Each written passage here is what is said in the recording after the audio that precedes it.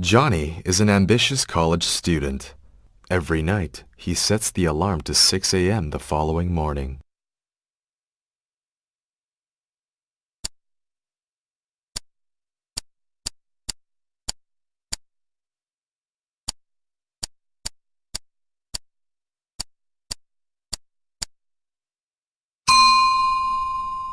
He thinks he'll get up early the next day, run 5 kilometers at the park, have a nice breakfast, and then walk into class with style. But every day, Johnny has to tap the snooze button a million times. He struggles to get up, but feels like his bed won't let him.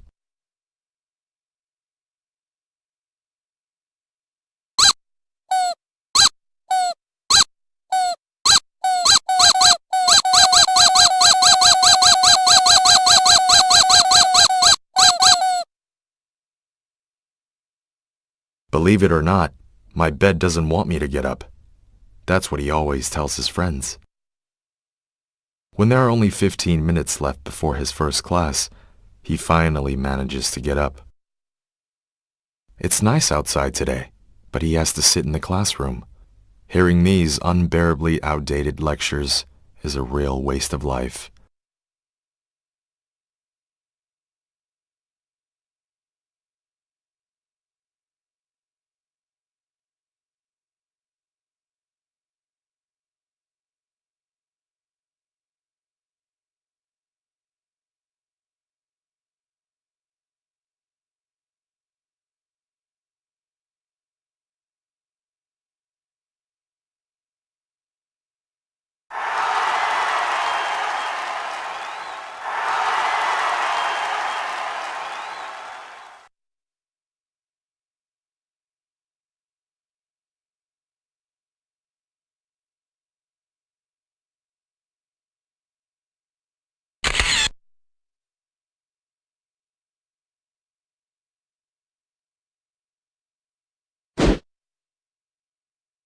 Johnny has a sudden thought, so he writes it on the post.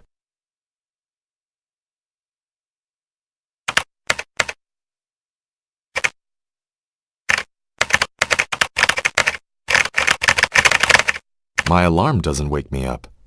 My dream does.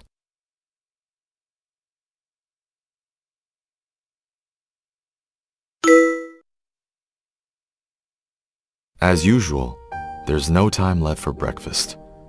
He has to attend class on an empty stomach. Walking through the crowd, a feeling of absurdity can always strike him in the face. When did the ivory tower become a factory to produce boring company employees? I can't become one of them. If a man has no dream, then what's the difference between him and a fish? But what exactly is his dream? Johnny doesn't know yet. It doesn't really matter right now, he thinks. I still have 4 years to figure it out.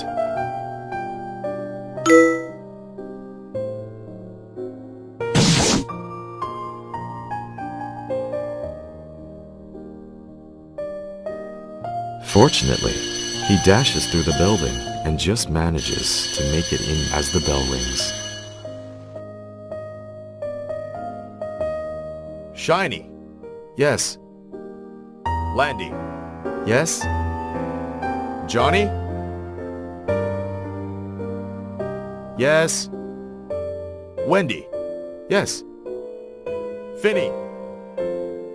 Finny? Is Finny here? Damn. Finny was up all night raiding with his guild. Guess he hasn't made it to class yet. Should I answer for him?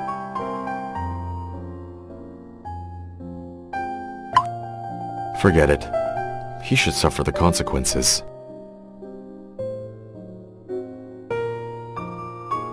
Johnny is a reasonably responsible student. He doesn't attend class just to pass the roll call. And of course, he doesn't leave his cozy bed just to play with his phone in class. But it's not my fault. My phone vibrated first, Johnny thinks.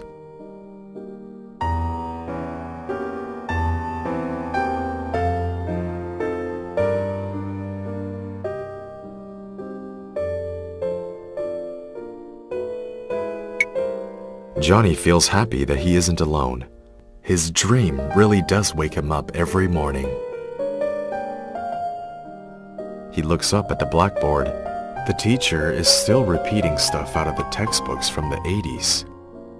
Do all of these basic principles really need to be proven step by step?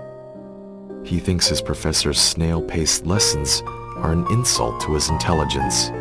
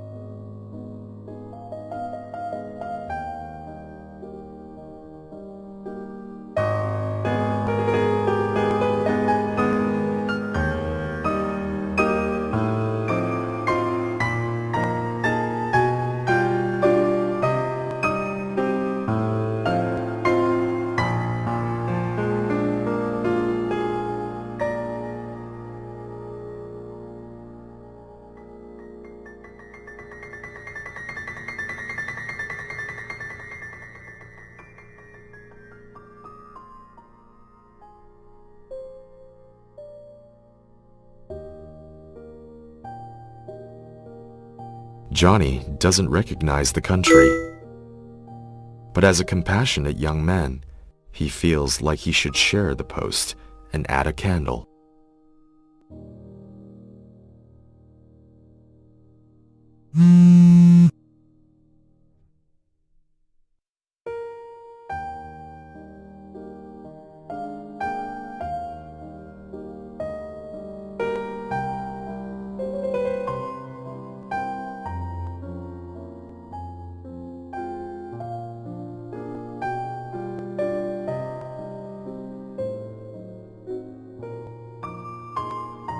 Johnny leaves an angry comment.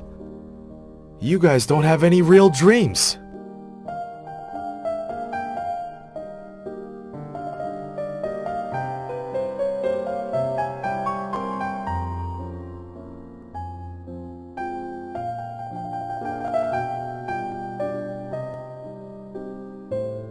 Although Johnny hasn't been paying attention to class for a while, he doesn't think catching up is worth it. These lessons have been obsolete for years, Johnny thinks.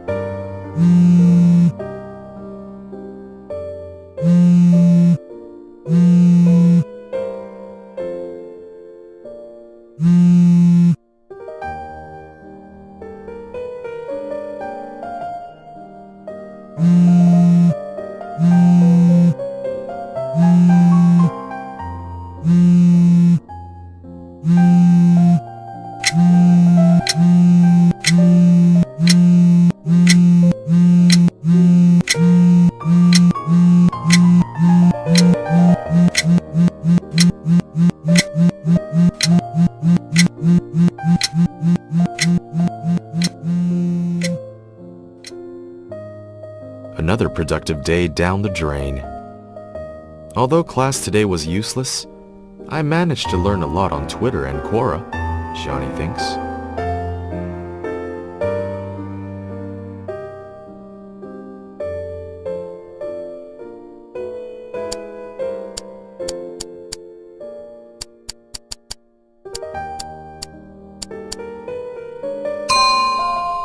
Johnny is an ambitious college student.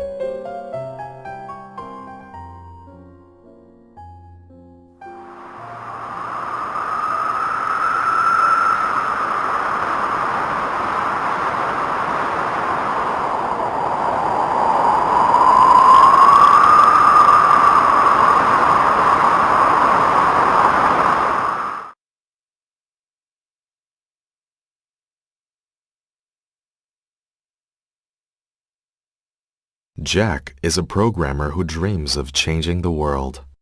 He has worked for a top tech company for several years. Whenever he spends time as a campus recruiter, he hears youngsters talking about their dreams. But when he looks for a true geek like him, he can't find anyone that fits the bill.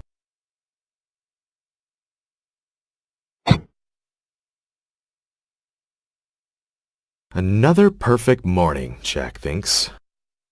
If you want to be a geek, you need to dress like one at first.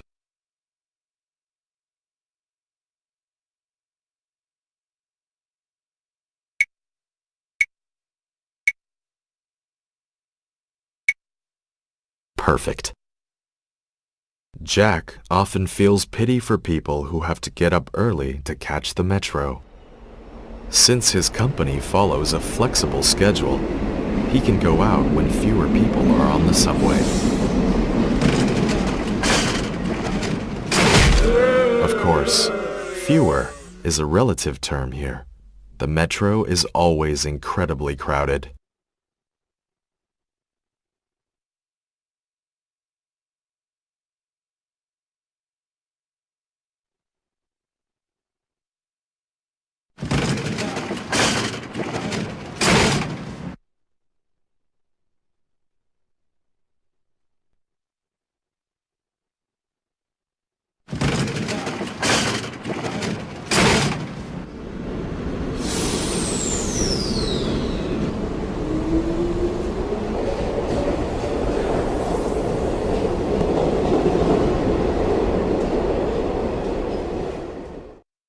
Every morning on the Hillcrest Metro line, the trains are filled with bracing stench of wild programmers.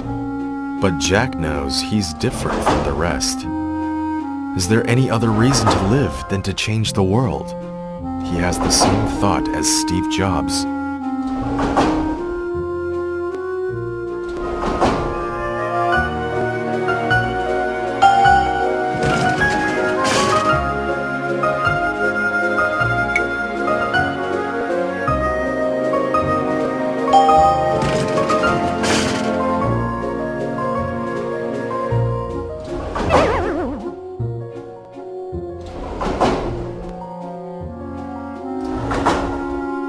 But how to change?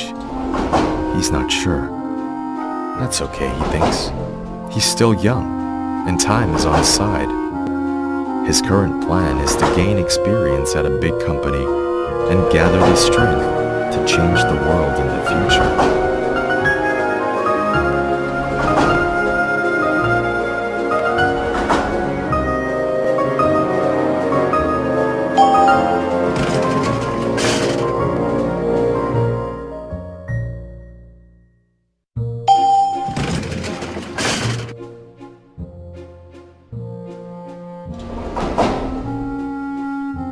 In fact, Jack doesn't like the company he works for very much.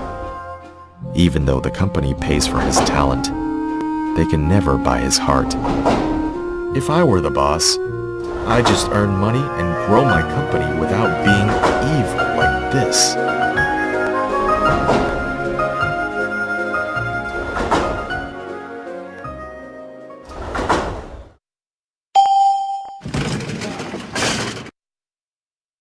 Jack is happy that he chose to become a programmer, because as long as he's in front of a computer, he feels like he has the power to change the whole world.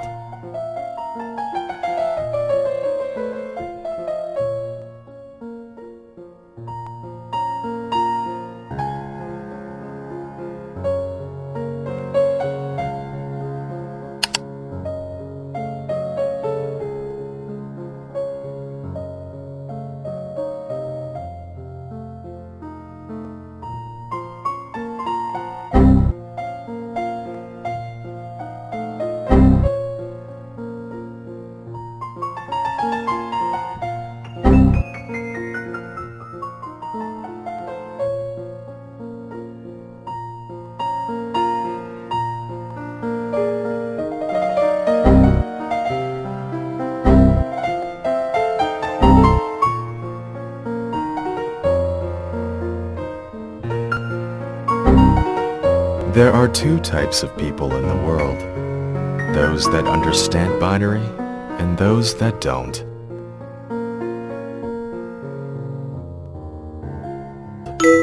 Those that understand binary and those that don't. As a die-hard geek, Jack hates to use IDEs like Visual Studio. And Vim? Just a crutch. A beginner's toy. A real expert can create the most brilliant codes with nothing but a plain text editor like Notebook.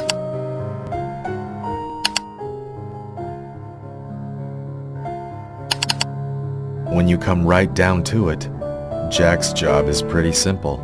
All he needs to do is type O's and 1's in the right order.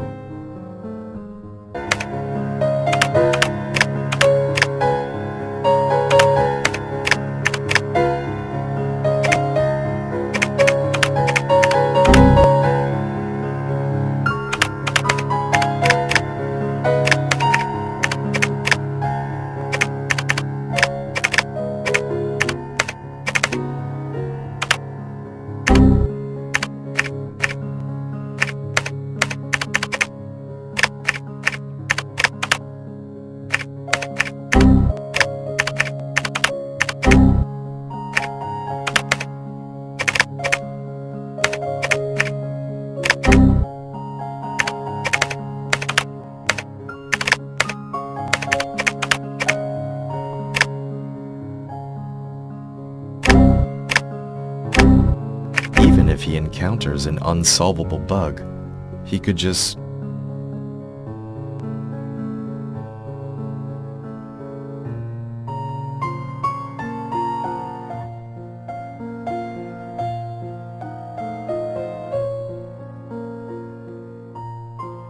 leave a comment and let someone else take care of it.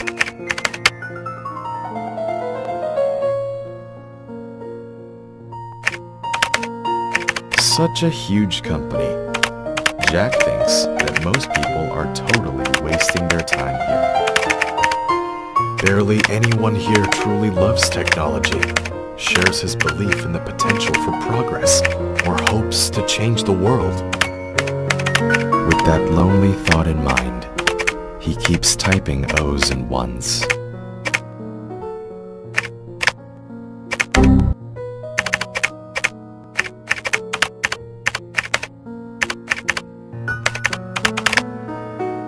While eating lunch in the cafeteria, Jack sometimes meets up with Charles. He's one of the few guys at the company that Jack has anything in common with. The caf food has been awful lately. Totally. The logistics department has lost their minds. Speaking of which, our new product manager is a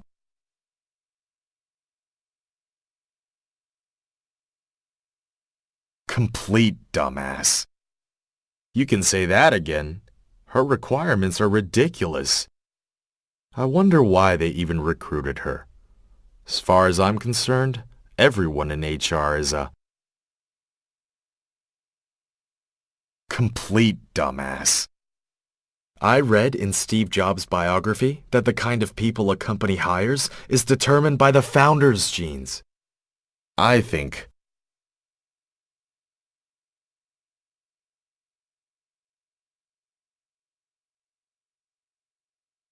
our boss is also a spectacular dumbass that will drive this company into the ground.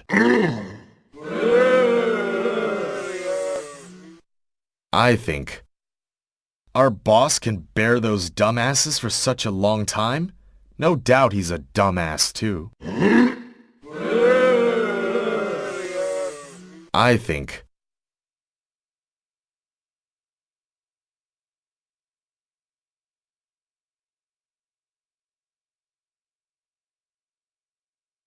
Java is the most practical programming language. We should use Java in our new project.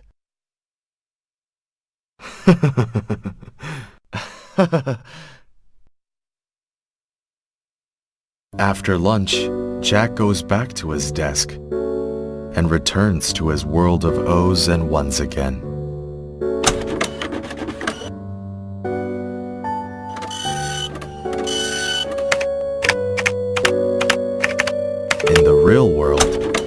are too many things we can't control. Like the people who leave you. Like the dreams you chase while you're young.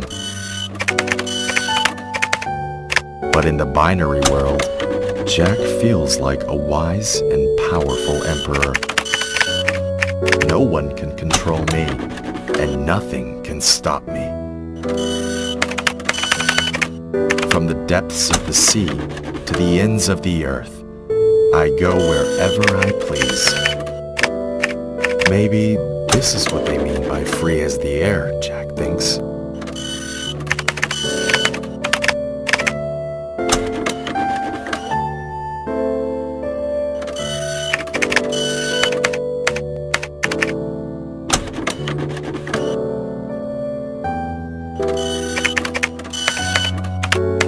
Sometimes when Jack is tired, he wonders if it's much too early to start working on his dream. But I'm already doing much better than my workmates that just waste their time. At least deep in my heart, I'll never give up the dream to change the world. Jack is a programmer who dreams of changing the world.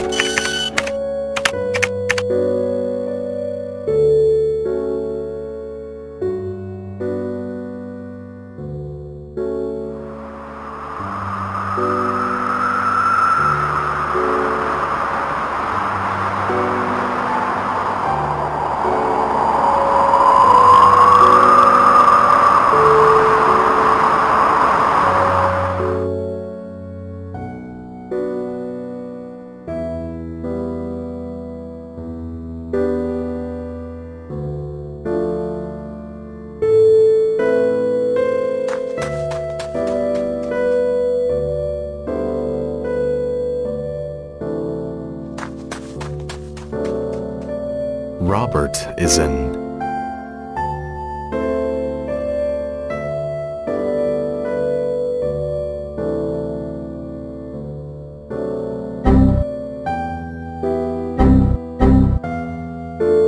Robert hates when people use adjectives before his name, especially arty. Posers talk about art all day, and it finally makes life suck for the true artists.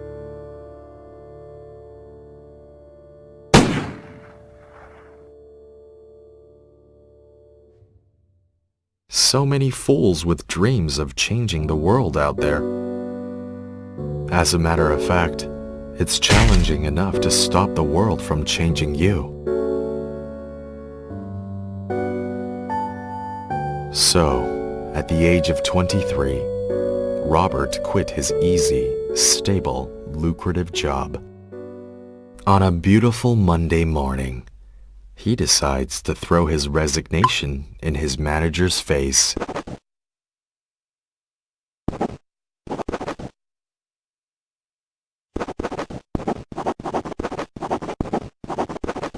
There's an amazing world out there.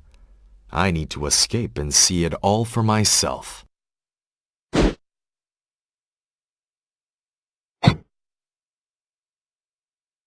So Robert packs his luggage, gets on his bike, and sets out on his enlightening journey.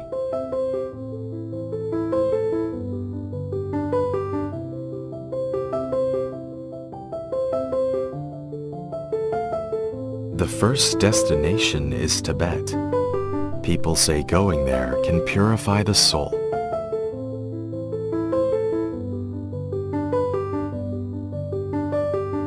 As the developer of this game, I know that Robert never had an easy, stable, or lucrative job.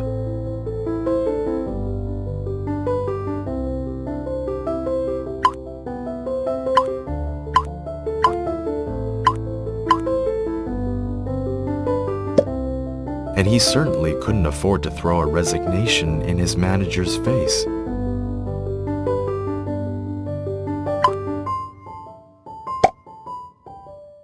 He's just fantasized about this scenario for a long time, and now he can't tell the reality from the dream.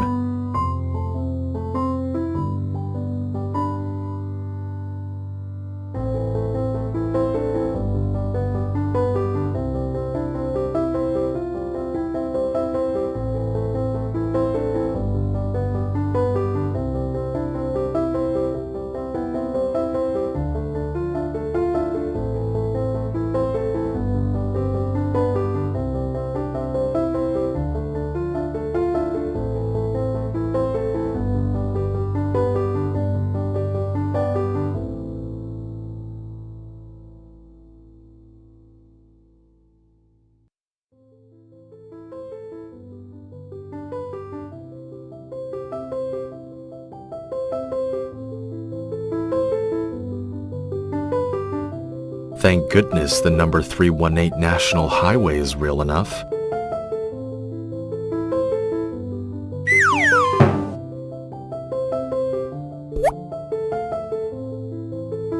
Thank heavens he didn't make up his destination, which is called Tibet.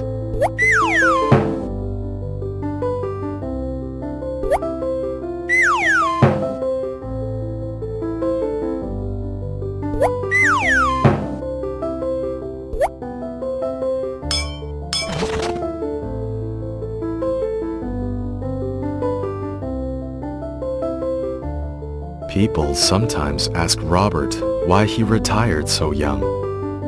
Robert clears his mind and answers,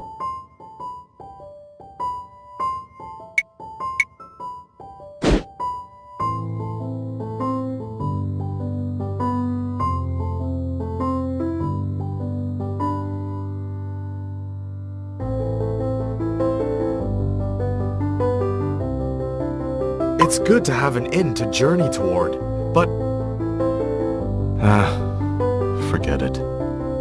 They won't get it. I'll stop talking now.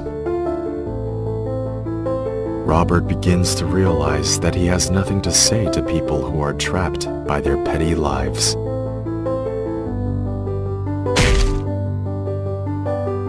If he could define his state of mind in a single phrase, Robert would call it on the road. Someone always wants to know where the road is going. Way to miss the point completely, Robert thinks to himself.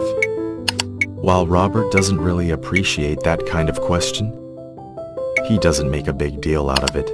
The only answer is to block each message one by one without a word.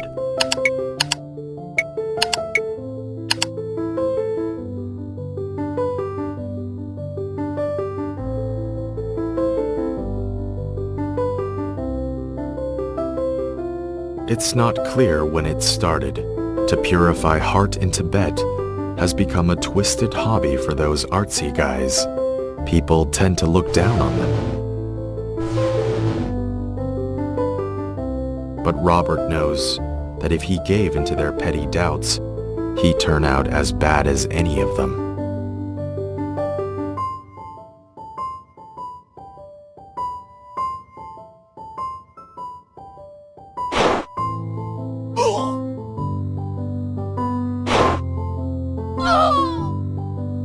I know some people's souls are beyond help, but the clouds up here put me at ease.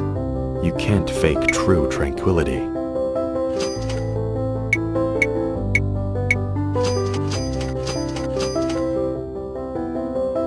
When I run my fingers along these ancient prayer wheels, I can feel my soul tremble, shaking off old burdens.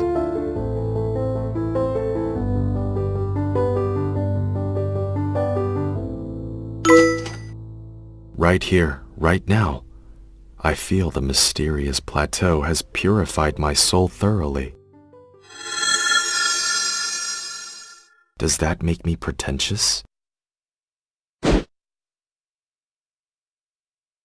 If listening to your heart makes you pretentious, I'd much rather be pretentious than a failure.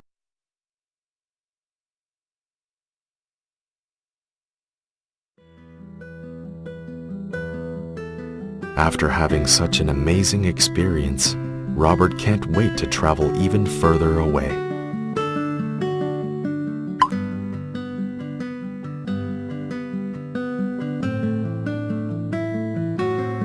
In fact, there's nothing but distance further away.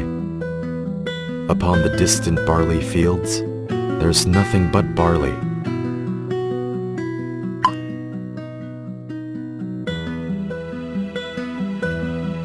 The further I go, the lonelier I feel. Nothing out there but a lonely tree.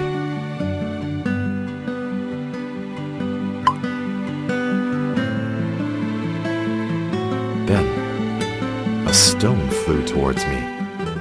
The stone is bleeding. 7 sisters appear, but no one fits your need.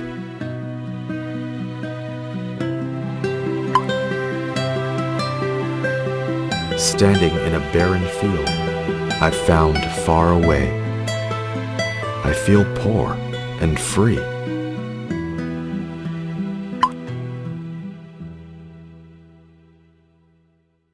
These untouchable sisters.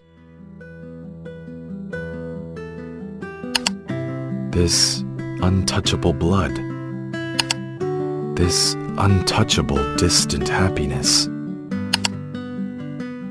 Distant happiness. Has anyone ever met?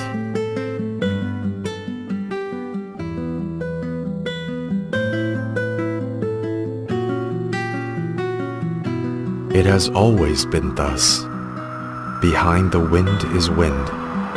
Beyond the sky is sky. And the road winds on forever.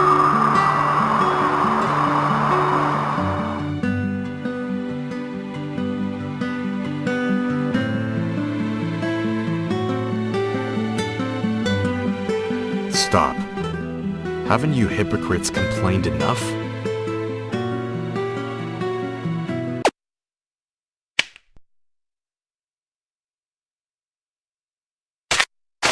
Kevin believes he's an artist. The kind of person that should have his own theme song.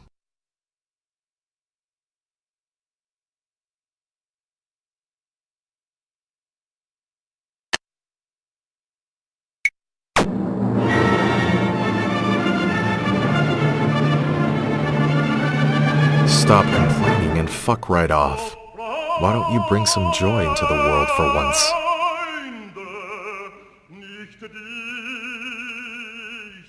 Kevin has always believed that anyone who thinks the meaning of life is to see the world for themselves is irredeemably dull.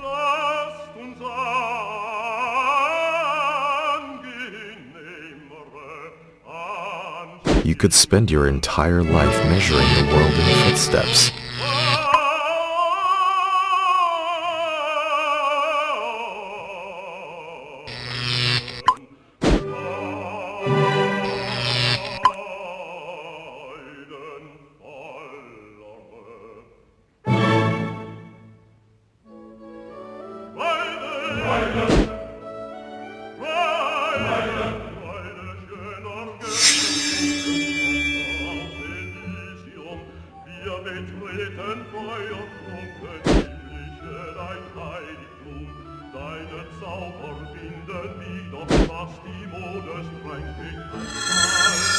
However, only animals need to mark their territory to prove they were there. But we're human. God is dead, the people screamed. The younger generation no longer believe that the living and the dead will face any kind of final judgment. We've finally realized that in this cold, abandoned world, life is so short and absurd.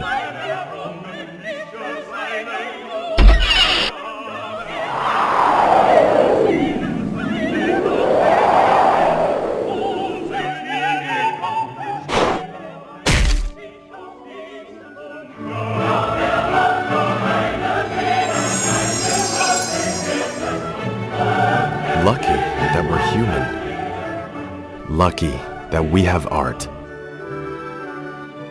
Reality might be flawed, but art can soothe the most tortured souls.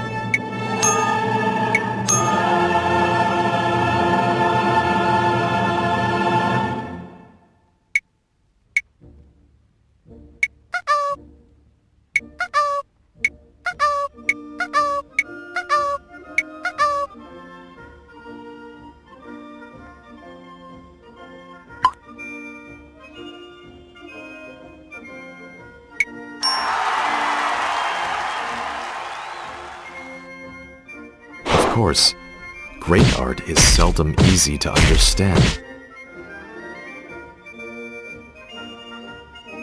But that doesn't change this fact. Art is our only chance to achieve immortality. Don't get it wrong. Kevin isn't a painter or anything.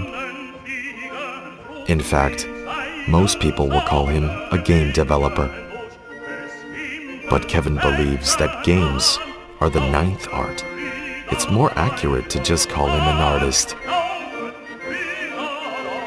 Truth be told, Kevin made some good games in the past, some of which sold well. Not these games, of course. They sold a lot better than just well. Kevin just took the basic formula of those hits and tweaked them a little bit.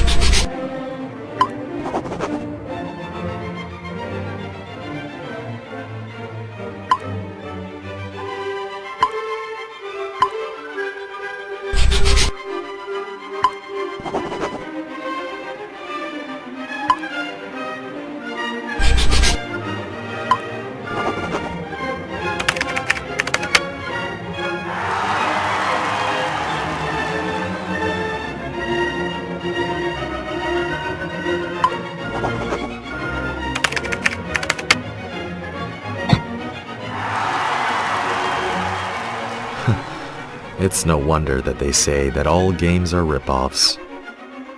But Kevin always says he only makes these games to support his family. His ultimate goal in life is to make a game that's a true work of art, so he can die without regrets. People ask him all the time what kind of game could possibly let him die without regrets. He always replies, "I'm still imagining it."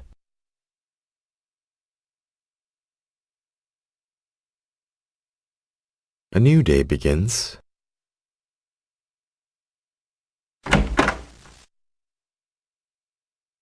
Kevin usually thinks that people who play with their phones in the bathroom are wasting their lives.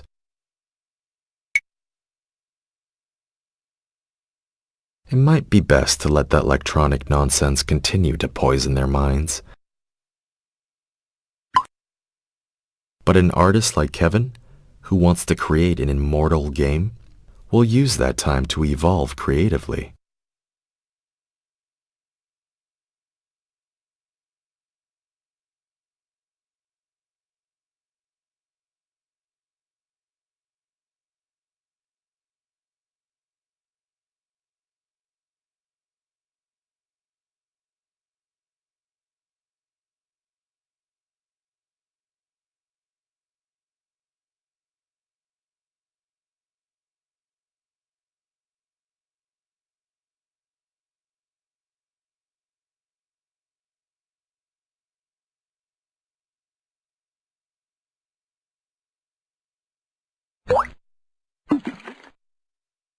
Huh. Seems like a perfect game wasn't built in a day. I should take my time, Kevin thinks. Whenever Kevin opens the App Store and sees the same pay-to-win games at the top of the rankings, he despairs over the average player's taste in games.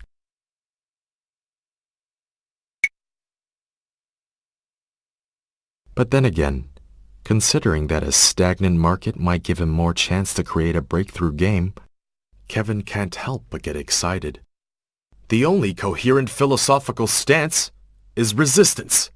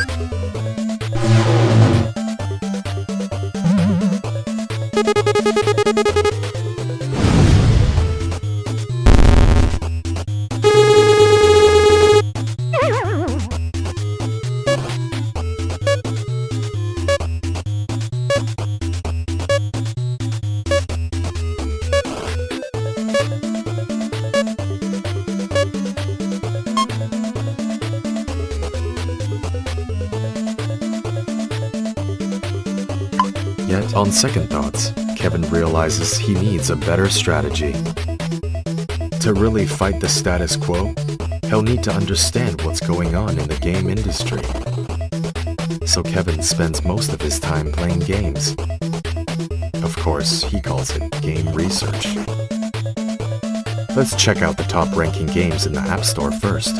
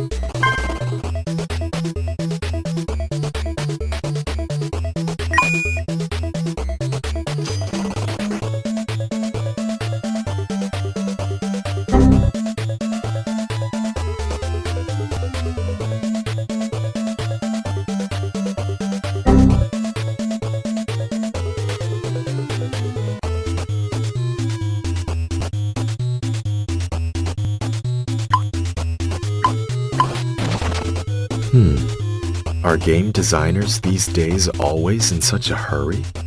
It's just a black and white prototype, and they're already pushing it to market. Maybe researching this kind of game could help me out. Nah, forget it. Let's dig deeper into some casual games. Perhaps I'll find inspiration there.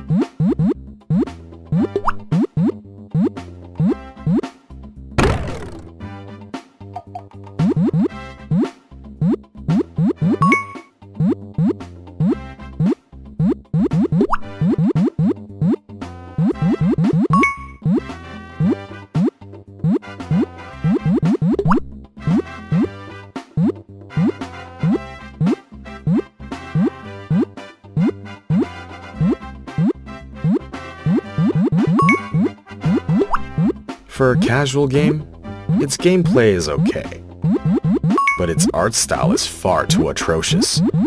My 9th art masterpiece won't look anything like this. Moving on. Next.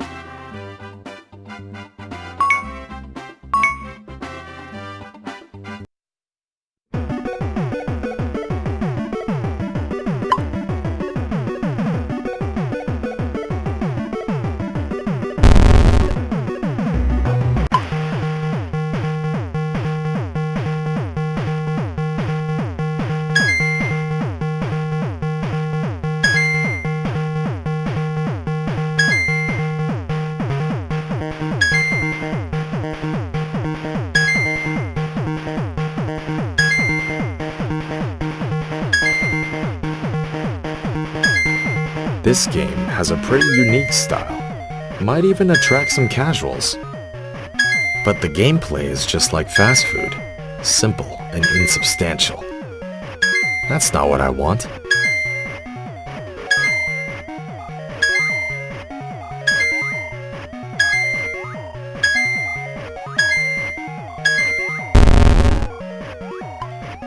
But what exactly does Kevin want?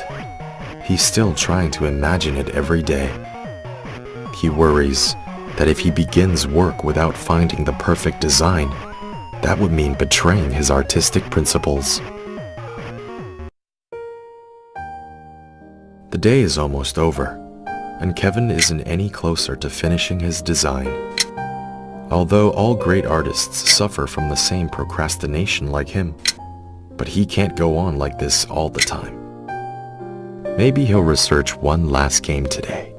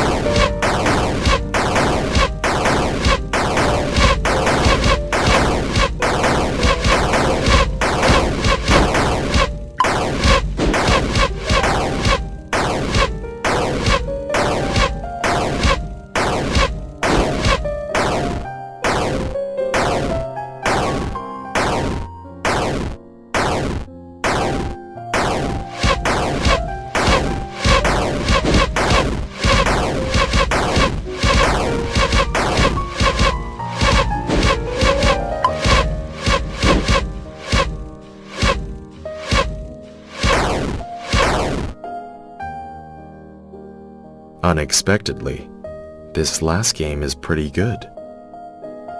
Anyway, I've got nothing else to do. Maybe I should base my own game on this. Even artists have got to eat. We can't live off ideals alone. Once he gets into gear, Kevin works really quickly.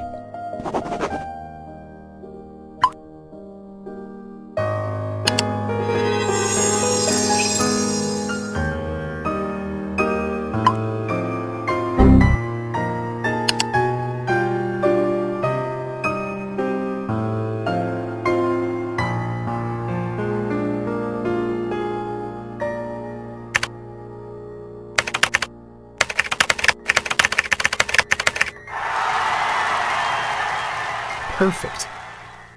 It's getting late. That's all for today.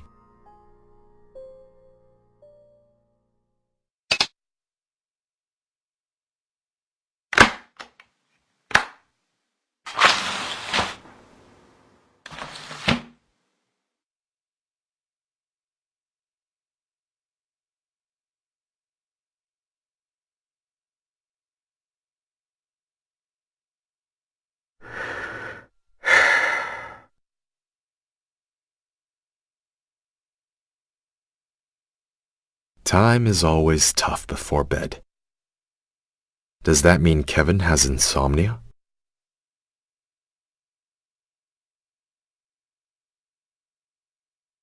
No.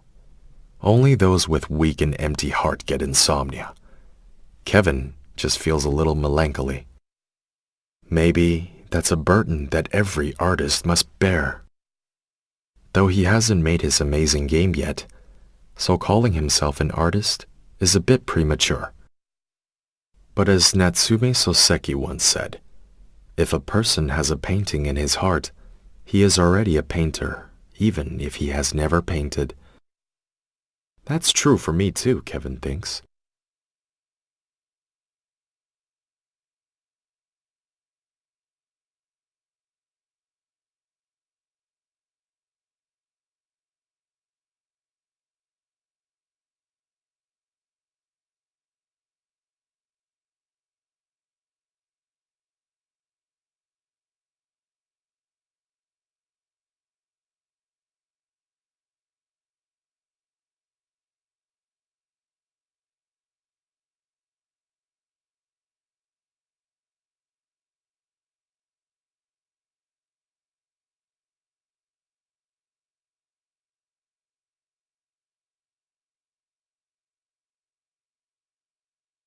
Nah, never mind. I should stop counting. Counting sheep helps some people sleep, but it doesn't work at all for Kevin. Every time Kevin tells himself that he'll fall asleep when he counts to 999, but always sadly discovers himself still awake when he gets there. That sadness makes it even harder to sleep.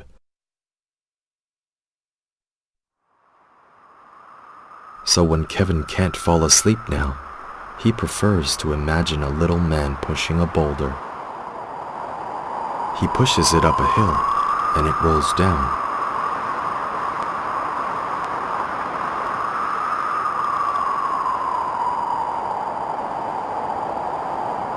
He pushes it back up, and it rolls down again. Just like the happy lives of regular people. Just like the absurd lives of regular people.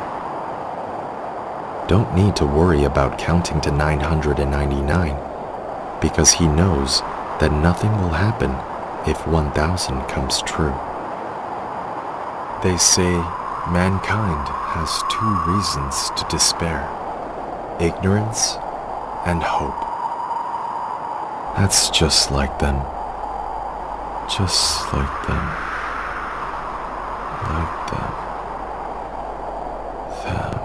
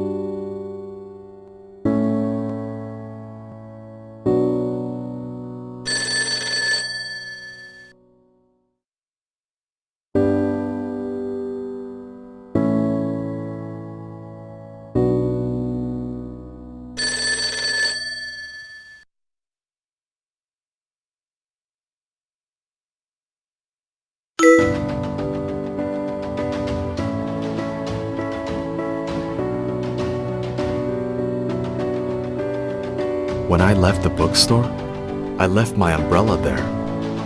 I hope the person who carries it home is you.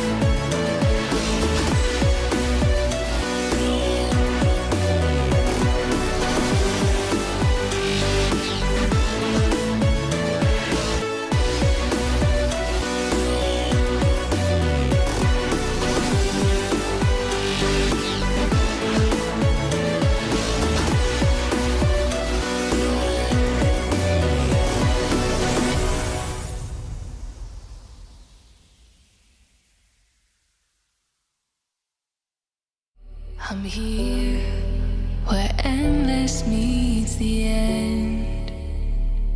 Do you see me?